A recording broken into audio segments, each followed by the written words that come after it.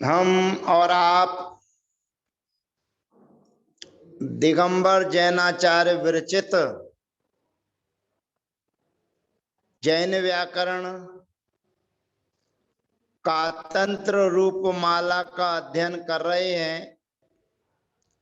कातंत्र रूपमाला पूर्वार्ध और उत्तरार्ध रूप दो भागों में हमारे बीच में है। उत्तरार्ध के अंतर्गत असार्वधातुक प्रकरण हमारा चल रहा है।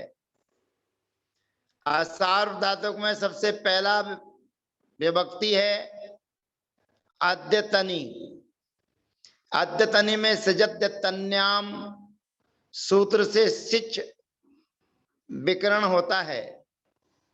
अब आज हमने भू धातु के प्रक्रिया को जाना और इण गतौ धातु की प्रक्रिया को जाना, क्योंकि ये सूत्र हमारे बीच में आया हुआ है इण स्ता दा पिबती भुव्या सिचा परस्मयी।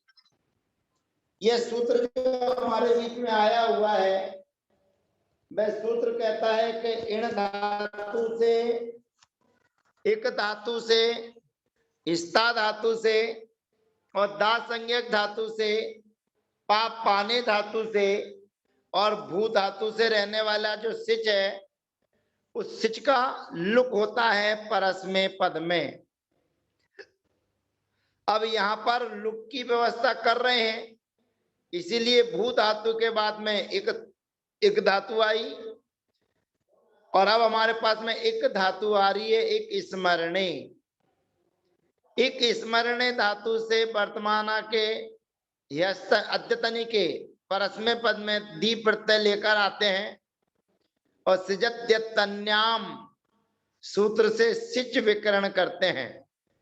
सिच में से केवल सा बचता है, ई और चा का अनुबंध लोप हो जाता है।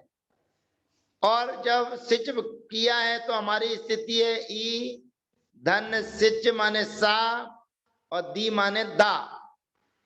तो यहाँ पर ये सूत्र हमें प्राप्त होता है इणिक स्ता दा पिबती भूव्या सिचा परस्मयी।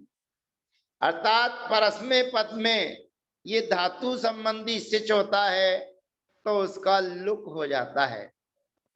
अब यहाँ पर सिच का लुक हो जाने पर हमारी स्थिति है एक माने ई और उसके बाद में दी। अब अगला सूत्र हमारे बीच में आता है, क्योंकि कल हमने इणो गा सूत्र पढ़ा था और इणो गा सूत्र से इण के स्थान पर गा आदेश होता है। उसी सूत्र की अनुवृत्ति लेकर अगला सूत्र हमारे बीच में उपस्थित हो रहा है। थोड़ा आगे बढ़ते चले जाएंगे, अगला सूत्र हमारे बीच में आ रहा है।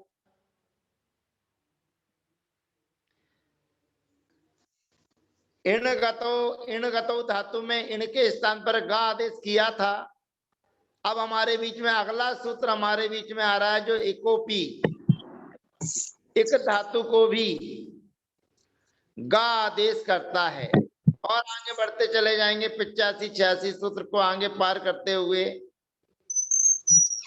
ये इणों का सूत्र आया था, इणों का बाद के सूत्र में आता है एकोपी।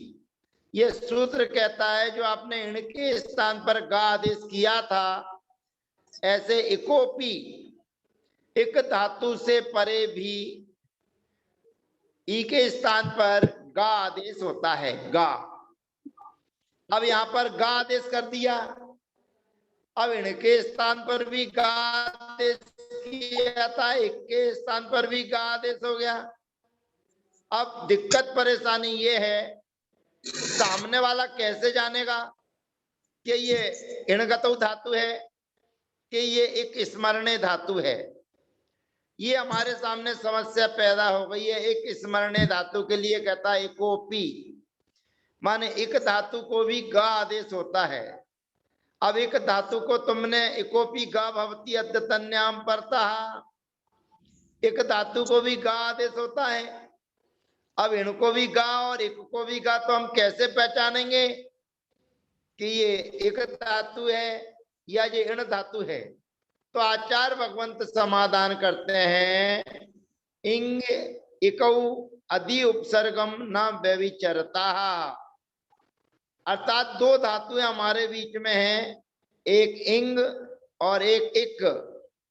अब ये ध्यान रखना, जो इंग आ रही है वो अध्ययन करने वाली इंग लिखी हुई है, और ऊपर जो धातु आई थी वो एक इण गतौ आई थी। उस इण गतौ से यहाँ कोई लेना देना नहीं है। यहाँ पर तो इंग माने इंग अध्ययने, जो आगे आने वाली धातु है, और एक स्मरणे माने यही धातु है। तो इंगी कौ अनुप उपसर्गम न व्यभिचरता। अर्थात इंग धातु और एक धातु, ये दोनों धातुएं अधि उपसर्ग पूर्वक ही चलती हैं, ऐसा जानना चाहिए। माने अधि उपसर्ग के बिना नहीं चलती हैं, ऐसा जानना चाहिए। अब हमारे पास में ये निर्णय हो गया कि जो एक स्मरणीय धातु है वो अधि उपसर्ग पूर्वक है, तो एक स्मरणीय है, और बिना उपसर्ग के है तो वो इण गतौ धातु है, ऐसा जानना चाहिए। अब ये आकारांत धातु है।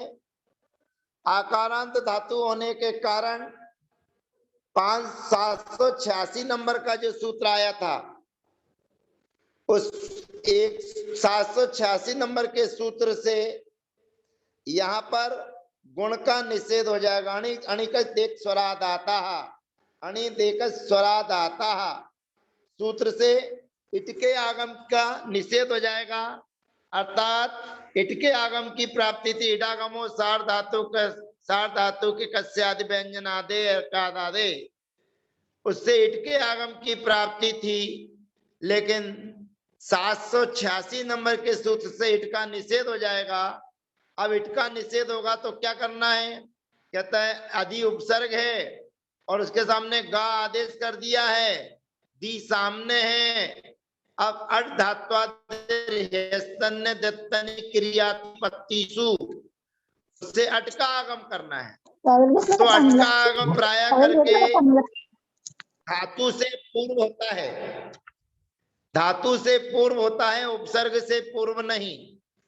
तो यहाँ पर अधि अट का आगम करेंगे, आ और गा और ता, और दा को फिर पदांते तो टाम प्रथमा लगाएंगे तो बन जाएगा अद्यगात।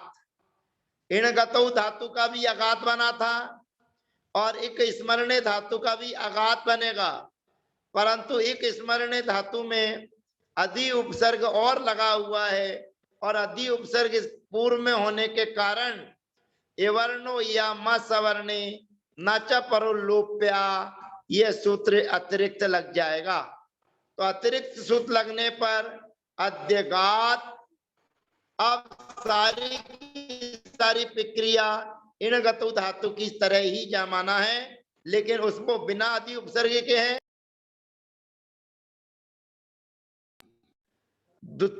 ताम विभक्ति लाएंगे तो अद्यगाताम। अब अन लाएंगे अन, तो अन के लिए आपने पीछे का सूत्र पढ़ा हुआ है, अन उस सिजब व्यस्त विदा दिव्यो भुवाहा। यही वो सिच है जिस सिच के होने पर अन के स्थान पर उस आदेश होता है। यद्यपि अणिक अणि इणिक स्तात दा प्रवृत्ति भूभ्या सिचा परस्मय से सिच का लुक हो गया है, फिर भी उस आदेश हो जाएगा, और अन को उस आदेश हो जाएगा तो सूत्र लगेगा आलोपो सार्वधातु के। आलोपो सार्वधातु के से उस गा में रहने वाला जो आ है उसका लोप हो जाएगा, और उसका लोप हो जाएगा तो बन जाएगा अद्यगु, माने अधि अगु। इवर्णो या मा सवर्णे न च परो लोप्या। दी विभक्ति लाएंगे तो बापर भी दी सी विभक्ति लाएंगे, सीमा से ही का अनुबंध लोप हो जाएगा। फिर रेप सोर विसर्जनिया रसकारियोर विसृष्टा, सूत्र से सा के स्थान पर विसर्ग हो जाएगा तो बनेगा अद्यगाह। तम आने पर अत्यगातम, ता आने पर अत्यगात, फिर उसके बाद में अम आएगा तो अत्यगाम, समाना सवर्णे दीर्घी भवती परस्य लोपम, फिर वा आएगा तो अत्यगाव और अध्यगाम, ये प्रयोग सिद्ध होते हैं। इन दोनों में इतना ध्यान रखना है, एक इणगतौ धातु में बिना उपसर्ग के रहती है और एक स्मरणे धातु में अधि उपसर्ग पूर्वक इनकी रूप मान। ये परिभाषा आपको याद रखना है। इंगिकौ अधि उपसर्गम न व्यभिचरता, ये 788 नंबर सूत्र के नीचे जो परिभाषा लिखी हुई है, जो अभी आपके बीच में बंद कमरे में होने वाली है। इंगी कौ उपसर्ग न व्यभिचरता, ये देखिए, इंगी कौ अधि उपसर्गम न व्यभिचरता, अर्थात इंग धातु और एक धातु ये अधि उपसर्ग के बिना नहीं चलती है, अर्थात अधि उपसर्ग पूर्वक ही चलती है। तो जिसमें अधि उपसर्ग होगा उसको एक स्मरणे धातु जानना, और जिसमें अधि उपसर्ग नहीं होगा उसको इणगतौ धातु है, ऐसा जानना चाहिए। अब वो सूत्र हमारा पीछे आया था, इणिक स्ता दा पिवती भूभ्या सचा परस्मयी। अब भू धातु के बाद में इण धातु हो गई, एक हो गई। अब स्ता आया था, स्ता आकारांत धातु है। ये इणगतौ में और एक स्मरणे में तो गा आदेश किया था, माने आकारांत बनाया था, लेकिन स्ता धातु स्वाभाविक आकारांत है। इसलिए जैसी प्रक्रिया इणगतौ धातु में होती है, जो कार्य इणगतौ धातु में होते हैं वही कार्य स्ता धातु में होंगे। बस अंतर इतना है कि इणगतौ और एक स्मरणे धातु में एक ई के स्थान पर गा आदेश हुआ था जब वे आकारांत बना था, लेकिन स्ता धातु अपने आप में आकारांत है, इसलिए इसमें कोई नया कार्य नहीं करना। तो स्ता धातु है ठहरने अर्थ में, स्ता तिष्ठतौ, तो स्ता धातु है गति अवरोधो, रुकना। तो स्ता से दी प्रत्यय लेकर आएंगे, दी में से ई का अनुबंध हो जाएगा, सिच प्रत्यय करेंगे और सिच प्रत्यय का इणिक स्ता दा पिवती भूभ्या सिचा परस्मयी से लुक हो जाएगा, और धातु के आदि में अट का आगम करेंगे, अट धात्वादिस्तन दत्तनी क्रियाति पत्ती सु, तो प्रयोग बन जाएगा अस्थात। उसी प्रकार से द्विवचन में बनाएंगे तो अस्थाताम, फिर बहुवचन में अन आएगा तो अन के स्थान पर उस आदेश हो जाएगा, और आलोपो सारो धातु के लगाएंगे तो बनेगा अस्थु। उसी के पास में उसके बाद में सी विभक्ति लाएंगे तो बनेगा अस्था, फिर अस्थातम, अस्थात, अस्थाम, अस्थाव, अस्थाम। तो दा संज्ञक धातुएं 6 होती हैं। तो दा धातु संज्ञक डोडाएं धारण पोषण आदि है, तो वो भी आकारांत धातु हैं। तो आकारांत धातु होते हुए डोडाएं धारण पोषणे को बनेगा अधात, डोडाएं दाने का बनेगा अदात इत्यादि। अब इत्यादि कहने से दा संज्ञक धातु हो गई इणिक स्ता दा पिवती। अब पाप पाने धातु यहाँ पर और शेष रह गई है, लेकिन उन्होंने इत्यादि कहकर अपना काम आगे बढ़ा लिया है। यानी कि पाप पाने धातु और आएगी, उसमें कुछ विशेष काम होगा, इसलिए यहाँ पर उसकी प्रक्रिया नहीं दर्शाई जा रही है, पर आगे जब दर्शाई जाएगी तो उसमें आपको ध्यान रखना है कि जैसे इत्यादि कहने का मतलब यह है कि पाप पाने धातु का रूप भी इसी प्रकार से जानना चाहिए।